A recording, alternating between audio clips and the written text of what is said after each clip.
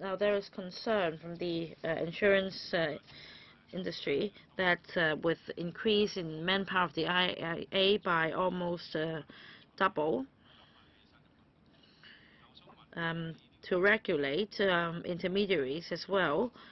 In this annual report, it only says that the report will be tabled in LegCo, but there is no way the LegCo could veto the report. LegCo could only note that report. So how can you address the concern that the authority will not expand too rapidly,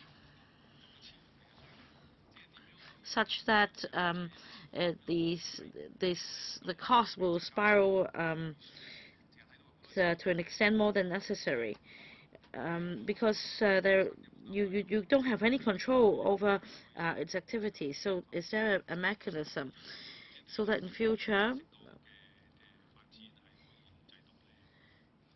there can be some sort of control over improper expansion by the LegCo? In fact, this matter has been discussed before, Chairman. We said that we would make reference to how the SFC budget was dealt with. In other words, the FA panel will be consulted before the budget goes to the Financial Secretary. And if we look at similar regulatory bodies, now we can see that in fact the SFC has an establishment of about 750 people, HKMA about 800, MPFA about 600. And for the IIA, we believe the establishment should be at around 250. So you can see that the establishment is going to be streamlined. And then at the moment, we have 150 people at the ICO. And the establishment will only increase by about 100, even if the authority has to take on the responsibility of the licensing of the intermediaries. So in fact, we're exercising a lot of restraint. So members should feel assured. In fact, we do understand that different regulatory bodies carry out different regulatory work, and I think the establishment of the body should be commensurate with the complexity of the regulatory work it carries out. Now, concerning HKM, SFC, and the MPFA.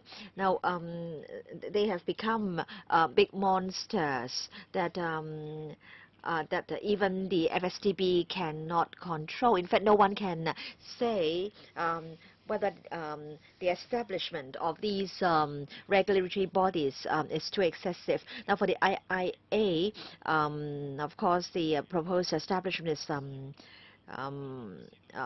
still rather modest. But then, you know, these regulatory bodies are like independent kingdoms, and their establishment may continue to expand, and no one can control them. That's the problem. And then, is it really useful to just give a report to the FA panel? So back to my original question. I think it's not enough to just have a discussion in the FA panel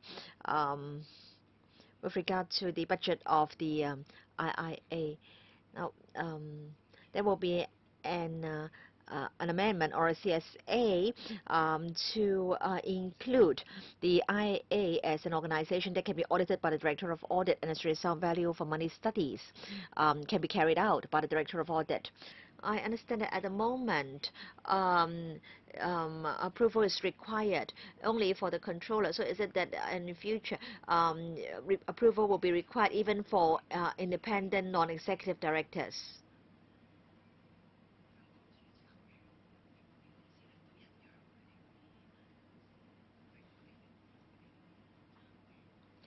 For locally registered insurance companies, they need to fill in statutory forms on their directors, and we can object to a person being appointed as a director. So at the moment, you may oppose the appointment, but in future, prior approval from the IIA is required. Well, I think we need not dwell into this on key person in control function.